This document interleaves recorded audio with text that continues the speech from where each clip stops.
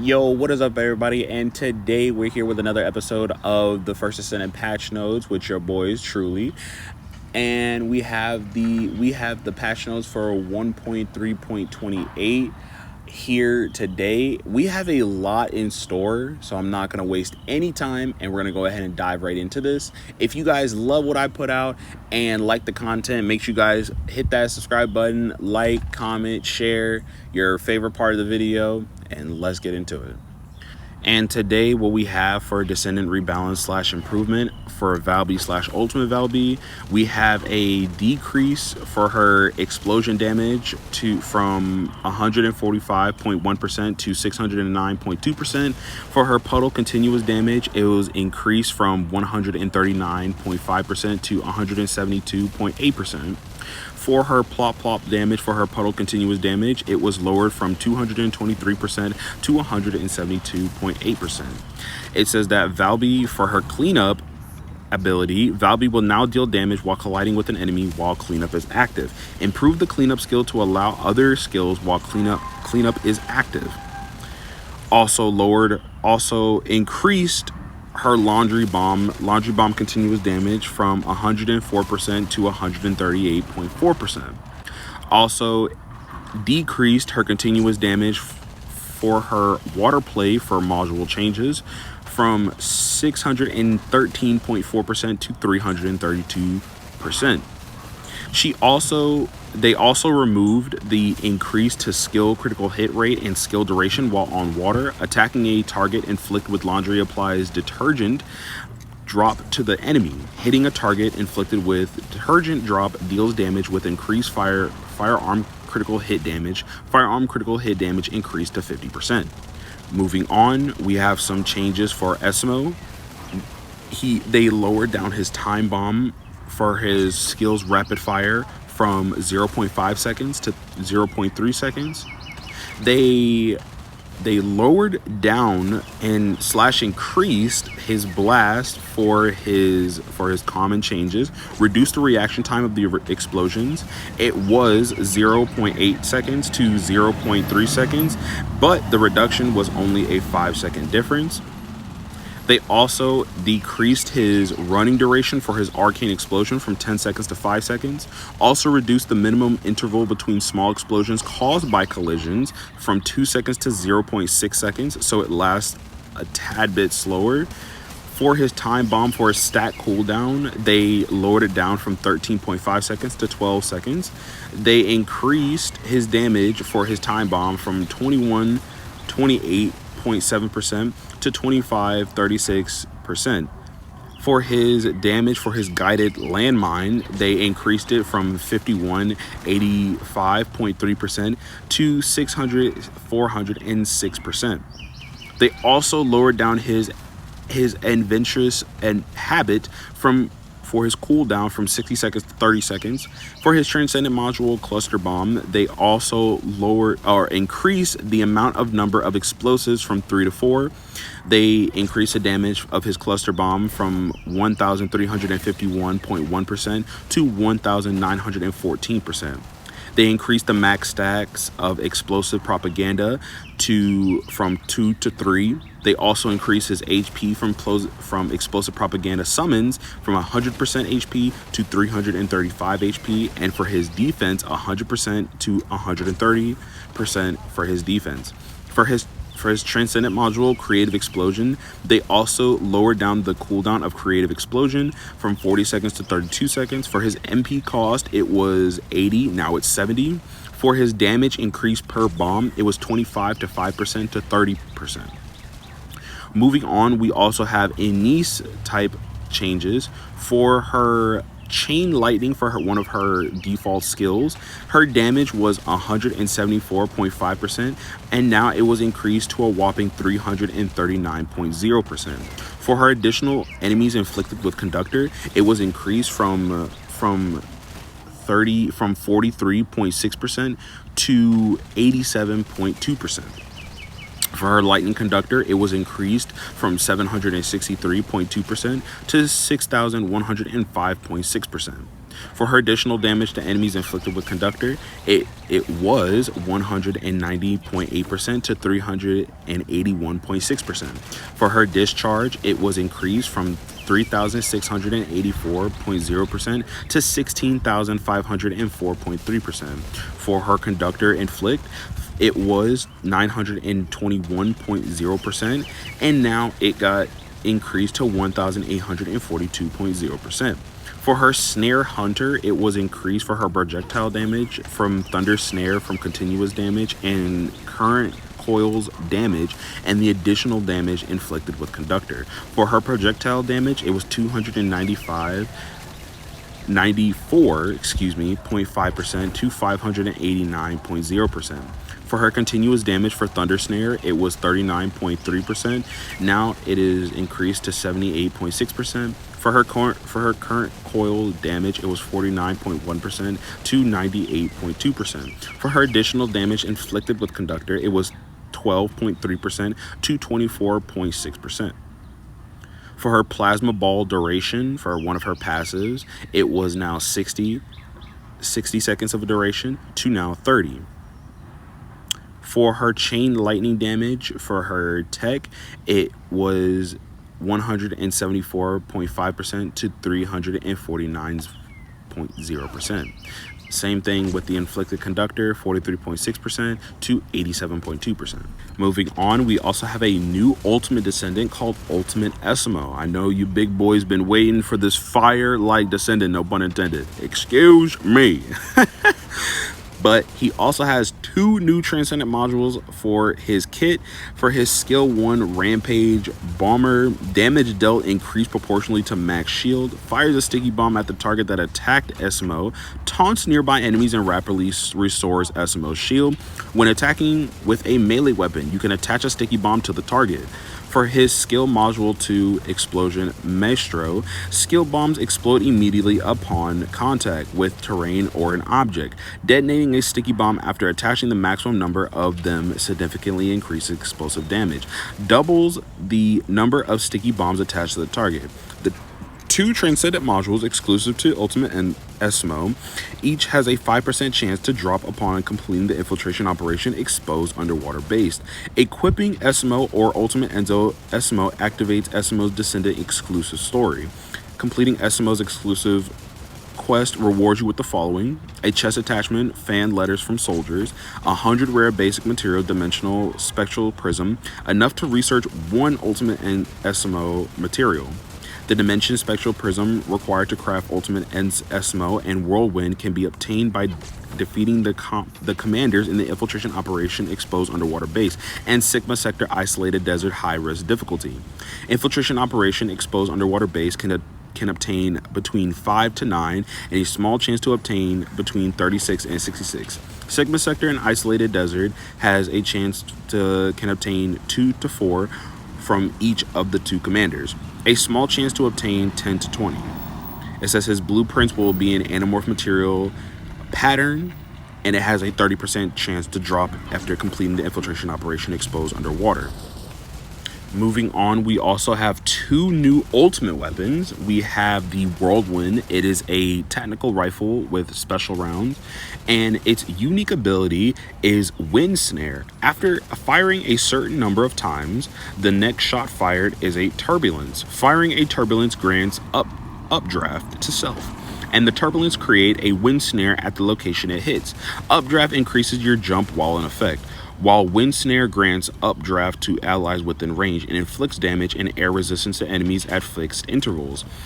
Air resistance decrease movement if Wind Snare is created at the location if existing Wind Snare. The 2 Wind Snares stack to expand range and deals increased damage at the reduced damage intervals. If a turbulence hit a Wind Snare stacked to the maximum, a gust is created that deals damage to targets within range. If an additional Wind Snare is created beyond max stacks, the Wind Snare with the shortest remaining duration is removed, and a downburst is triggered that deals damage to targets within range.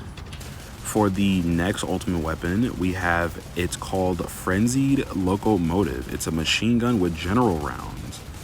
Unique ability, Sprint Instinct. Firing applies preheating and shots are fired once preheating is completed.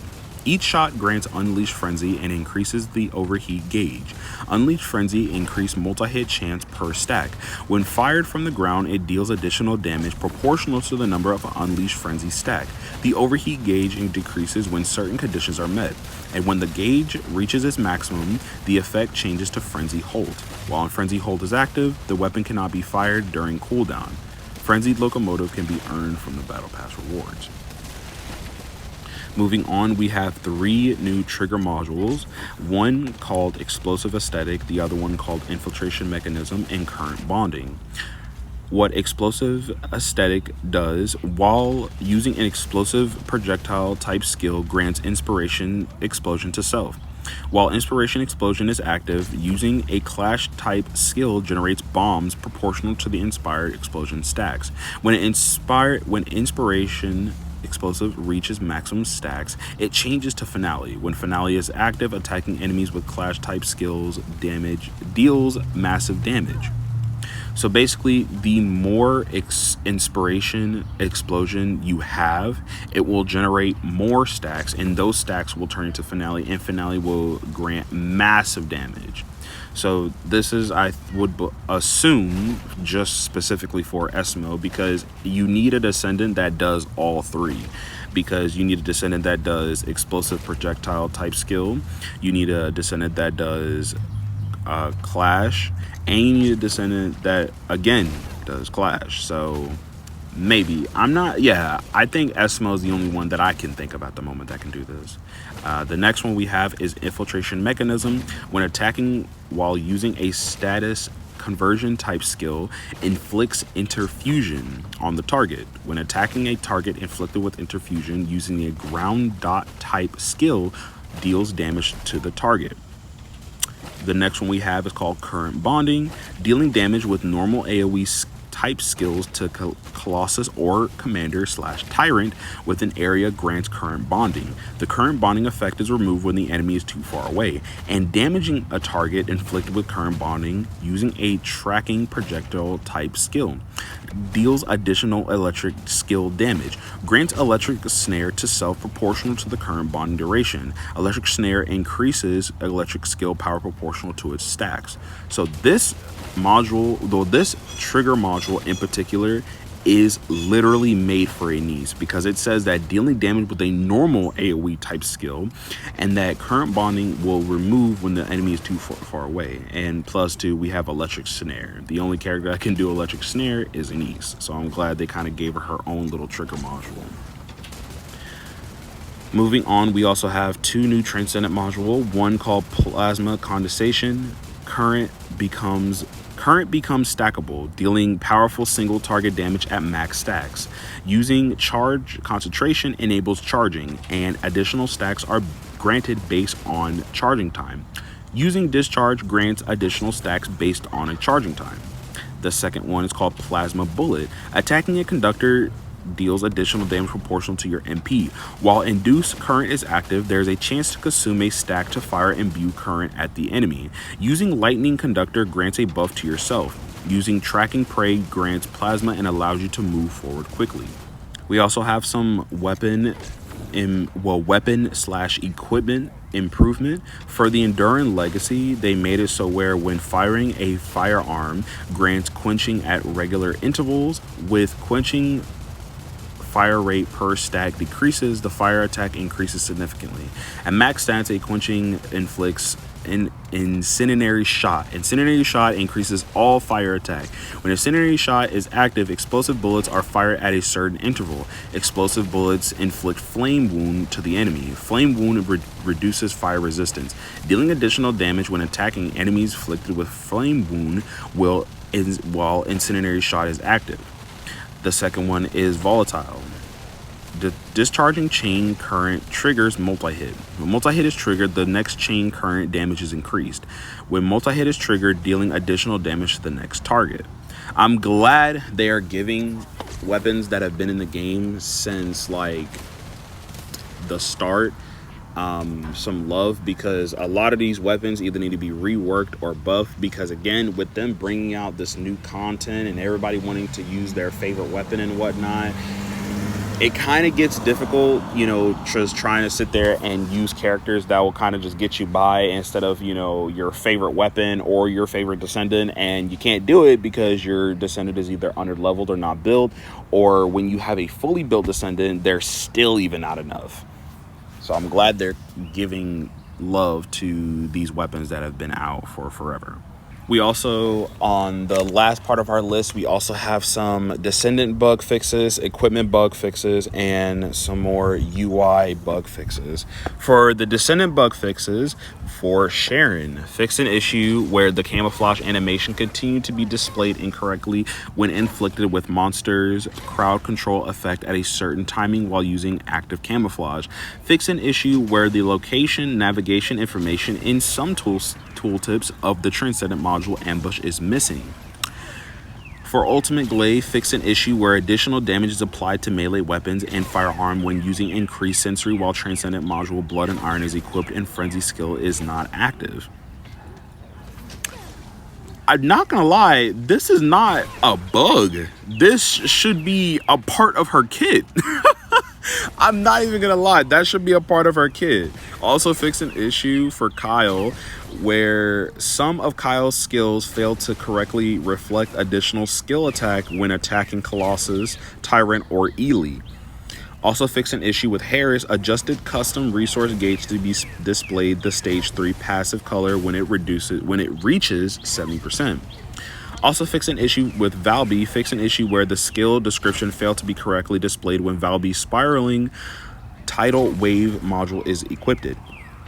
Fix an issue with Keelan. Fix it where hit motion is played when using Descendant module Fierce Attack Tremor skill even if there are no enemies around. For equipment and module, fix an issue where inventory and info screen fail to display stats increase immediately when relevant arcane tuning nodes is active, while overwhelming shield HP defense module is active. Fix an issue where combining the chirogenic cluster shot module with the machete socket type instead of a correct socket type. We also have some UI changes. It says fix an issue where the expected damage of the unequipped Descendant is displayed. Fix an issue where some stats fail to match the ones in the tooltip in the weapon level transmission screen. Also fix an issue where the Ancestor module readjusted occasionally operates abnormally in the slow network environment. Fix an issue where weapons that cannot be obtained through research were included in Research Institute search term list. Fix an issue where the tooltip of the dismantling collectibles are displayed abnormally when they are dismantled. Fix an issue where the dismantling failed to work when you attempt to dismantle a large number of collectibles. That was also an issue because I had experienced that because it wouldn't let me dismantle things, it wouldn't let me dismantle 50 or more things, and it was kind of dumb. And I'm like, let me dismantle all of them. Also fix an issue, lengthen the display time of the rewards UI shown when you acquire Animorph Dimensional Stone at Breach Tracking. Fix an issue where the Go shortcut fails to work during HQ orders subquest. Also fix an issue where the subject of view Descendant was displayed abnormally when resetting immediately after entering the lounge. And I think that is it for these patch notes for this episode. We had some pretty good patch notes a little bit. I'm still kind of confused why they nerfed some of Valby's continuous damage when everybody was hyping up that Valby is getting buffs and this and that. That doesn't seem like a buff to me, but I'm going to, because I still need to work on my Valby build. I probably will do this in the future of just, showing my builds and stuff like that and how I kind of designed it. So, you guys can maybe use it or something like that, or, go and think of your other things to make it even better. But I'm kind of excited to play this. I did play a couple of the seasons, so the reason why you kind of see old background gameplay is because I couldn't log into the game because of patches and stuff like that. So I just pre-recorded it because I knew I wouldn't be able to record new season gameplay because I didn't want to be late to the patch notes. So I went ahead and just recorded some pre-gameplay. But yeah, I'm really excited to get Ultimate SMO. I will probably maybe stream some of this later on this week maybe, but I have not confirmed that, but I will keep you guys updated on the stuff to come. But if you guys like the video and enjoy my content and would love for me to put out more, you guys liking the video and leaving a comment and sharing with other people really does help a lot. We're trying to sit there and grow this channel, and we're almost at 50 subscribers. We're not a large community, okay? We're not iShowSpeed's community, but we can make a community work though. But any kind of support will help. But appreciate it for anybody who took the time to watch this video, and I'll see you guys in the next one. Peace.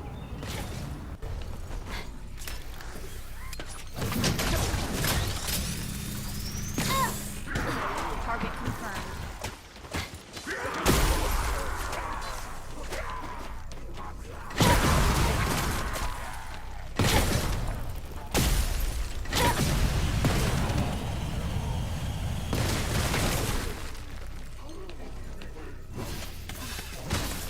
Shield down.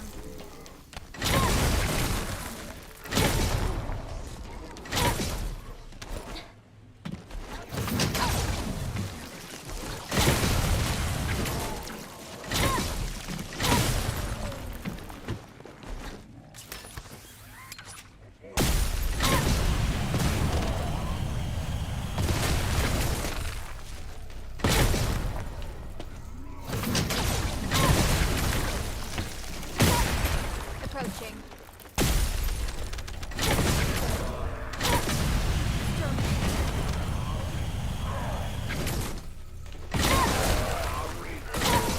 Exterminating.